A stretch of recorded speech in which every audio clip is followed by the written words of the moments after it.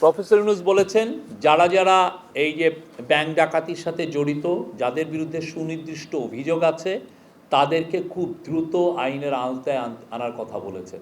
যে করে হোক বাংলাদেশের যে টাকাটা চলে গেছে, যেটা হোয়াইট পেপারে এসছে যে $234 বিলিয়ন, সেটা কিভাবে বাংলাদেশে ফেরানো যায়।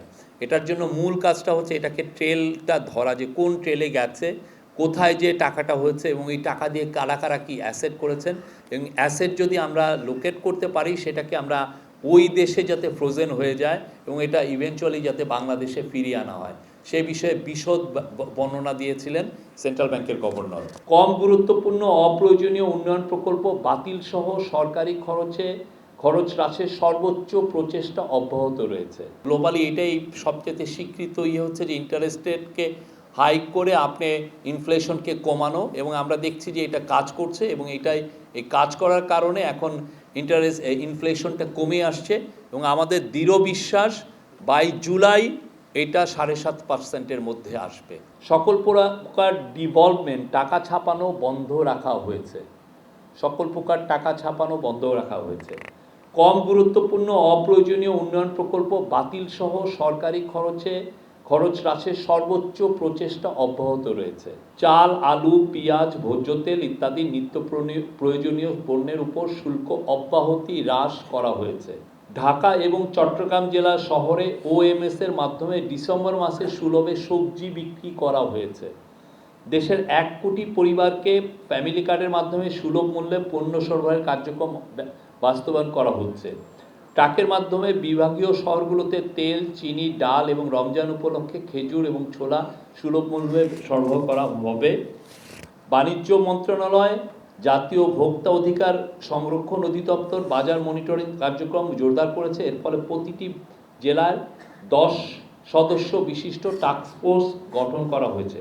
তবে এই সকল পদক্ষেপ সত্ত্বেও আমি বলি যে 2022-23 সালে অর্থবছর হতে গড় মূল্যস্ফীতি আসলে 9% উপরে ছিল। যদিও আমরা তাদের যে ডেটাটা কতটা কি আমরা মনে করি যে অনেক ডেটাই ম্যানিপুলেটেড ছিল, এবং আপনি যদি এক্সপার্টদের সাথে কথা বলেন তারা বলবেন যে স্বৈরাচারের শেষের দিকে তারা ডেটা এতই ম্যানিপুলেটেড করেছেন যে রেট অনেক হাই থাকা সত্ত্বেও সেটাকে 9-10 দেখানো হয়েছে ইনফ্লেশন। প্রফেসর ইউনূস বলেছেন যারা যারা এই যে ব্যাংক ডাকাতির সাথে জড়িত, যাদের বিরুদ্ধে সুনির্দিষ্ট অভিযোগ আছে, তাদেরকে খুব দ্রুত আইনের আওতায় আনার কথা বলেছেন। সানবিট সব দিবে সামাল। সানবিট ম্যাজিক প্রেস ডিশওয়াশিং এর মাথা ঘোরানো সলিউশন।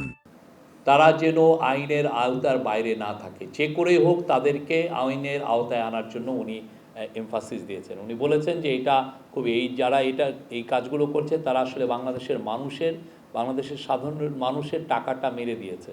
তো তাদেরকে যে করেই হোক, যারা যারা এখানে আছেন, যে করে হোক তাদেরকে যেন আইনের আওতায় আনা হয়। তো সেক্ষেত্রে বাংলাদেশ ব্যাংকের গভর্নর জানিয়েছেন যে এস আলম গ্রুপ, আপনি জানেন এস আলমের বাংলাদেশে যত অ্যাসেট আছে সব ফ্রোজেন করা হয়েছে, অ্যাটাচ করা হয়েছে। তারপরে নগদের বিরুদ্ধেও কিছু অ্যাকশন নেওয়া হয়েছে।